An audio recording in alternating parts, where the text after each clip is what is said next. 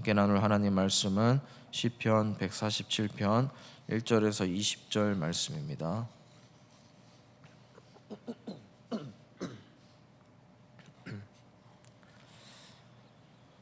우리 다 함께 한 목소리로 봉독하겠습니다. 할렐루야. 우리 하나님을 찬양하는 일이 선함이요 찬송하는 일이 아름답고 마땅하도다. 여호와께서 예루살렘을 세우시며 이스라엘에 흩어진 자들을 모으시며 상심한 자들을 고치시며 그들의 상처를 싸매시는도다. 그가 별들의 수요를 세시고 그것들을 다 이름대로 부르시는도다. 우리 주는 위대하시며 능력이 많으시며 그의 지혜가 무궁하시도다. 여호와께서 겸손한 자들은 붙드시고 악인들은 땅에 엎드러뜨리시는도다. 감사함으로 여호와께 노래하며 수금으로 하나님께 찬양할지어다. 그가 구름으로 하늘을 덮으시며 땅을 위하여 비를 준비하시며 산에 풀이 자라게 하시며 들짐승과 우는 까마귀 새끼에게 먹을 것을 주시는도다. 여호와는 말의 힘이 세다 하여 기뻐하지 아니하시며 사람의 다리가 억세다 하여 기뻐하지 아니하시고 여호와는 자기를 경외하는 자들과 그의 인자하심을 바라는 자들을 기뻐하시는도다. 예루살렘아 여호와를 찬송할지어다. 시온아 내 하나님을 찬양할지어다. 그가 내 문빗장을 견고히 하시고 내 가운데 있는 너의 자녀들에게 복을 주셨으며 내 경내를 평안하게 하시고 아름다운 밀로 너를 배불리시며 그의 명령을 땅에 보내시니 그의 말씀이 속히 달리는도다. 눈을 양털같이 내리시며 서리를 재같이 흩으시며 우박을 떡부스러기같이 뿌리시나니 누가 능히 그의 주의를 감당하리요. 그의 말씀을 보내사 그것들을 녹이시고 바람을 불게 하신즉 물이 흐르는도다. 그가 그의 말씀을 야곱에게 보이시며 그의 율례와 규례를 이스라엘에게 보이시는도다. 그는 어느 민족에게도 이와 같이 하셨으나 그들은 그의 법도를 알지 못하였도다. 할렐루야. 네, 시편 146편부터 150편까지는 할렐루야 시편이라는 이름이 붙어 있습니다. 왜냐하면 이 모든 시편들 다 할렐루야로 시작해서 할렐루야로 마치기 때문에 그렇습니다. 이 시편 147편도 1절에서 할렐루야로 시작하고 마지막 절에서 할렐루야로 마칩니다. 할렐루야로 가득한 시편, 하나님을 찬양하는 시편이라는 것입니다. 그런데 이 시편의 배경을 추측한 신학자들에 따르면 전혀 할렐루야 할 수 없는 상황이었다라고 다들 추측하고 있습니다. 이 시편의 배경은 바벨론 포로 귀환 시대로 여겨지는데 한 신학자는 이 시편의 배경을 이렇게 글로 적었습니다. 제가 한번 읽어드리겠습니다. 예루살렘은 돌무덤이 되었고 이스라엘 백성들은 온 세상에 흩어졌으며 그들의 마음은 회복이 불가능할 정도로 깊은 상처를 받았다. 그들은 조상들의 죄와 어리석음 때문에 나라가 망하고 포로로 잡혀간 것을 보았다. 어디를 돌아보아도 옛 평화와 영광을 회복할 기미는 보이지 않았고 예루살렘의 재건은 요원해 보였다. 바로 이 지점에서 시인은 그의 현실을 도피하지 않고 주님을 새롭게 바라보고 있다. 이 시는 인생과 역사의 겨울을 살고 있는 사람들을 위하여 부른 노래이다. 인생의 겨울을 살고 있는 사람들, 그런 민족들이 부른 노래이고 그런 사람들을 위해서 부른 노래다라는 겁니다. 여러분, 우리가 지금 계절적으로 겨울을 맞이하고 있습니다. 그런데 진짜 인생의 겨울을 맞이하는 분들이 있습니다. 쓸쓸하고 춥고 괴로운 상황, 그것을 인생의 겨울이라고 부르는데 지금 이 시편의 배경도 그런 겨울을 맞이한 민족의 상황이라는 것을 염두에 두고 우리 가운데도 겨울을 보내고 있다면 이 시편 가사처럼 늘 찬양으로 시작하고 찬양으로 마무리할 줄 아는 그런 믿음의 시각을 가지게 되시는 우리 성도님들 되시기를 진심으로 주님의 이름으로 축복을 드립니다. 오늘 시편을 보면 할렐루야라는 말이 곳곳에 나오고 있습니다. 일단 시작할 때 할렐루야로 시작합니다. 왜 할렐루야 하느냐면 첫 번째는 하나님이 우리를 구원하셨기 때문에 할렐루야라고 하고 있습니다. 그래서 2절 말씀에 보시면 예루살렘을 세우시며 또 이스라엘의 흩어진 자들을 모으시며라고 되어 있습니다. 이 포로로 끌려갔던 세대를 염두에 두고 하는 말입니다. 다 흩어졌고 다 망했는데 하나님이 세우신다는 겁니다. 나라를 다시, 백성들을 다시 모으시더라라는 겁니다. 그리고 3절에는 상심한 자들을 고치시고 상처를 싸매신다라고 합니다. 구원을 의미하는 겁니다. 회복을 의미하는 겁니다.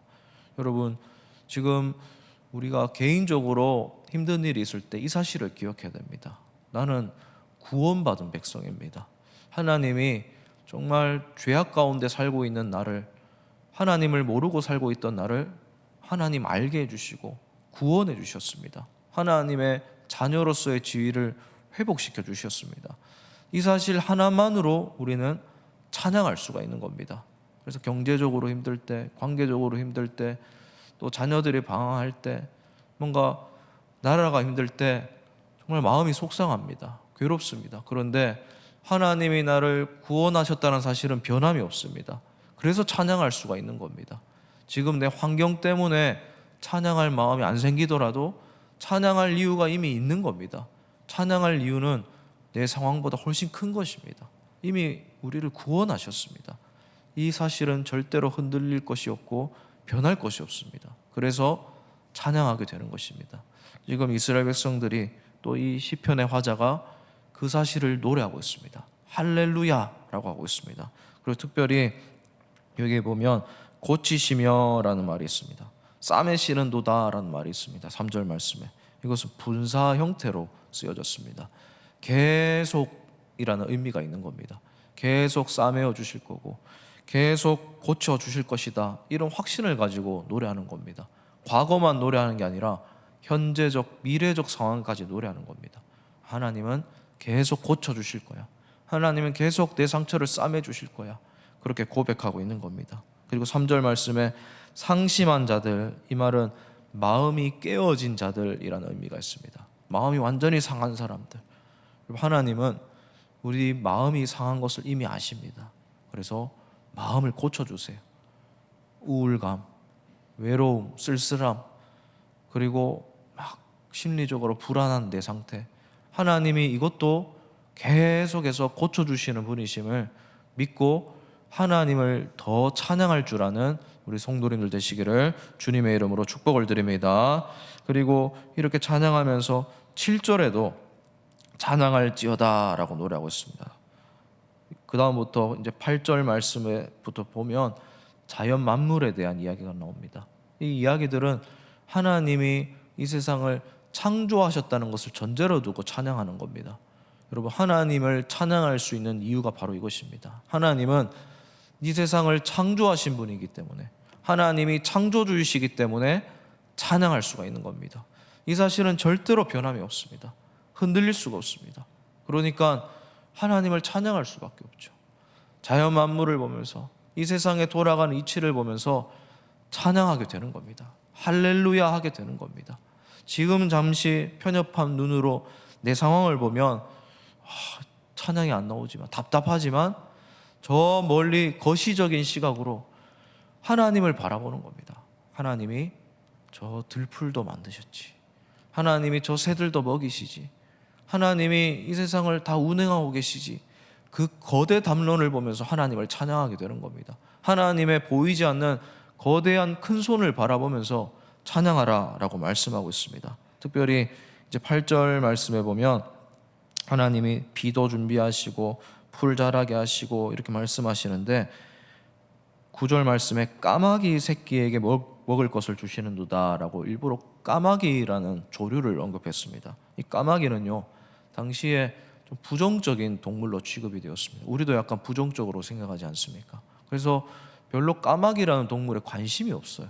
이스라엘 백성들은 까마귀를 싫어합니다. 그런데 그런 우리 눈으로 보기에 싫어하는 그 미물조차도 하나님이 관심 가져주시고 먹여주시는 분이다, 그렇게 표현하고 있는 겁니다. 하나님은 정말 세밀하신 분입니다. 세세하신 분이시고 섬세하신 분입니다. 그래서 하나님이 다 돌보고 계시는 거예요. 여러분, 우리가 보기에 참 보잘것없는 존재도 하나님이 다 돌보고 계시는 거예요. 이 세상을 창조한 창조주의 눈으로, 가장 큰 아버지의 눈으로 자기 자녀들, 피조물들을 하나하나 일일이 돌보고 계시는 분이 하나님이심을 꼭 기억하시면서 창조주 하나님을 할렐루야 찬양하며 살아가는 우리 성도님들 되시기를 다시 한번 주님의 이름으로 축복을 드립니다. 그리고 또 12절에도 보면 찬양할지어다 라는 말이 나옵니다. 찬양하십니다. 여기서 찬양하는 내용들이 뒤에 쭉 나오는데, 하나님은 사랑을 주시는 분이시기 때문에 찬양할 필요가 있는 겁니다.